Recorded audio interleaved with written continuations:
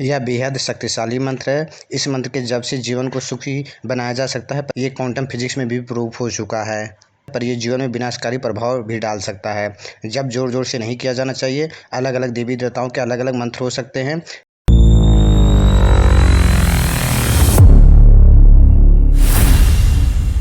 नमस्कार दोस्तों, साथ चर्चा में आपका स्वागत है। आज हम बात करने वाले हैं गायत्री मंत्र के बारे में। गायत्री मंत्र जिसे हम बचपन से चैंट करते आ रहे हैं, बेहद शक्तिशाली और सबसे ज़्यादा चैंट किए जाने वाले मंत्रों में से एक है। परंतु इस मंत्र के बारे में कुछ ऐसी बातें जो आमतौर पर लोग नहीं जानते होते हैं। इसके ऐसे नियम और ऐसी सावधानियां जिनका ध्यान नहीं रखने से ये जीवन पर विनाशकारी प्रभाव डाल सकता है। आज हम इसी सब के बारे में बात करेंगे कि किस तरह इस मंत्र का जाप कर जीवन को सुखमय बनाया जा सकता है और किस तरह के नियमों का पालन करके इसके दुष्प्रभावों से बचा जा सकता है। इसका अर्थ ये कहाँ से आया, इस पर सब हम बात पर आराम से चर्चा करेंगे। वीडियो डिटेल्ड होने वाला है, पूरा ज़रूर देखिएगा। और चैनल को अभी तक सब्सक्राइब नहीं किया है तो सब्सक्राइब करके बेल आइकन को दबा दीजिएगा। दोस्तों, क्वांटम फिजिक्स से ये बात प्रूफ हो चुका है कि ब्रह्मांड में सब कुछ ऊर्जा ही है और हर चीज़ किसी न किसी स्पीड से मूव और वाइब्रेट कर रही है। इवन हमारी बॉडी भी ऊर्जा है और हमारी बॉडी सेल एक सर्टेन फ्रीक्वेंसी पर वाइब्रेट करती है। जब शरीर की ऊर्जा बैलेंस होती है तो शांति व सुख महसूस करते हैं, पर गलत फ्रीक्वेंसी पर वाइब्रेट करने पर हमारी ऊर्जा स्टक हो जाती है। तब हम जीवन में और शारीरिक तौर पर कष्ट महसूस करते हैं। भारतीय प्राचीन ऋषि मुनि इस वाइब्रेशन वर्ड के बारे में हज़ारों साल पहले से जानते थे। उन्होंने हमारे आज के जीवन में जितनी भी समस्याएं हैं, एंग्जाइटी हैं और इशू हैं, उनको रिलीज़ करने के लिए ट्रांसमेडल वाइब्रेशन के साइंस को विकसित किया, जिसे हम मंत्र कहते हैं। गायत्री मंत्र बेहद पावरफुल मंत्र है जो हमें ऋग्वेद के तीसरे मंडल के 22वें सूक्त के 10वें श्लोक में के रूप में मिलता है। गायत्री मंत्र एक छंद भी है जो ऋग्वेद के 7 प्रसिद्ध छंदों में से एक है। गायत्री छंदों में 8 अक्षरों के 3 चरण होते हैं। ऋग्वेद का 1/4 भाग गायत्री छंद में ही लिखा है।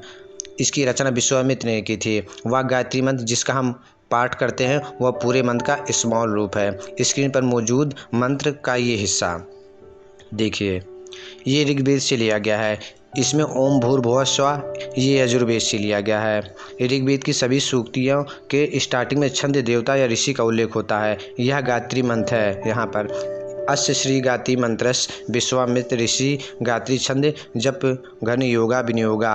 सभी देवी देवताओं के अलग अलग गायत्री मंत्र हो सकते हैं। यहाँ इस मंत्र में ओम प्रणो प्रीमल साउंड के लिए है। भुवा मतलब भूलोक, भुवा मतलब अंतरिक्ष लोक, श्वा स्वर्गलोक, तत्का अर्थ है वा तेज मतलब परमात्मा, सवितु सृष्टिकर्ता, वरेण्यम जो पाप अज्ञान की निवारक है, देवस्य ज्ञान स्वरूप भगवान, धीमहि ध्यान करना, धी मतलब बुद्धि, यो मतलब जो, ना हमारी, प्रचोदयात हमें प्रेरित करे शक्ति दें। अर्थात हम पृथ्वीलोक, भूलोक, स्वर्गलोक में व्याप्त उस सृष्टिकर्ता प्रकाशमान परमात्मा के तेज का ध्यान करते हैं। वह हमारी बुद्धि को सतमार्ग की तरफ चलने के लिए परमात्मा का तेज हमें प्रेरित करे।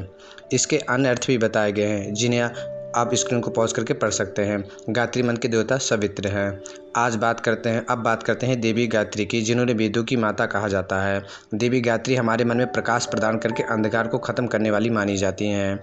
ऐतरेय ब्राह्मण के अनुसार ज्ञान प्रयाण त्रायते से गायत्री अर्थात जो प्राणों की रक्षा करती है वह गायत्री है।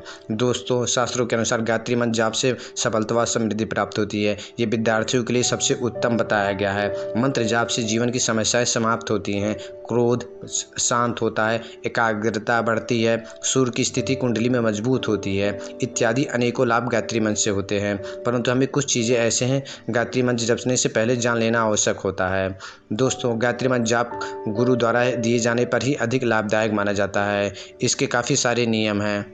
जिस गुरु ने आपको मंत्र दिया है उनको ध्यान करके मंत्र जप करना सबसे उचित होता है। इस मंत्र का जाप जोर जोर से या कीर्तन की तरह नहीं किया जाना चाहिए। कुछ मंत्र जैसे पंचाक्षरी मंत्र, द्वादशाक्षर मंत्र, इनका जप नियम से व मुख के बाहर आवाज़ निकाल कर नहीं किया जाना चाहिए। गीता के अध्याय 16 श्लोक में कहा गया है कि शास्त्रों के विधान के अनुसार क्या कर्तव्य है और अकर्तव्य क्या है, उसी विधि विधानों को जानकर कर्म करना चाहिए। इस मंत्र का जाप करने के लिए प्योर इंटेंशन, डिवोशन और फेथ का होना बहुत आवश्यक है। सिर्फ स्वयं के लाभ के लिए किसी स्वार्थ से किए जाने पर इसका बहुत दुष्परिणाम देखे गए हैं। It can even destroy your life completely. मतलब मंत्र को किसी अशुभ स्थिति व गलत मंशा के साथ नहीं जानना चाहिए और न जपना चाहिए। गायत्री मंत्र जप के तीन समय बताए गए हैं। प्रातःकाल सूर्योदय से थोड़ी देर पहले प्रारंभ करके सूर्योदय के थोड़ी देर बाद तक, दूसरा दोपहर को, तीसरा सूर्यास्त से कुछ देर पहले से लेकर सूर्यास्त के बाद तक। रात के समय इस मंत्र का जप ना करना ही बेहतर होता है। मंत्र जप मौन रहकर ही करें। अपना खान पान शुद्ध, पवित्र और सात्विक रखना चाहिए। यह गायत्री यंत्र है। इसमें देवी काली, लक्ष्मी और देवी सरस्वती के अनुरूप 3 ध्वनियाँ हैं। जैसा कि हमने पहले भी बताया था कि अलग अलग देवी देवताओं के अलग अलग गायत्री मंत्र हो सकते हैं। जैसे हनुमान जी का गायत्री मंत्र है, इसी तरह गायत्री मंत्र का एक लॉन्गर वर्जन भी है जिसका उपयोग प्राणायाम में किया जाता है। इसका उल्लेख यजुर्वेद के तैत्तिरीय आरेख में मिलता है। किसी भी मंत्र का लंबे समय तक उच्चारण जीवन में सुख शांति देने वाला होता है। वहीं गलत तरीके से मंत्र का उच्चारित करने पर ये जीवन में अशांति व कष्ट का कारण बन सकता है। इसलिए मंत्र जाप प्रारंभ करने से पहले किसी भी अच्छे गुरु से दीक्षा लिया जाना और उनके सानिध्य में जप करना ही सबसे उचित माना गया है।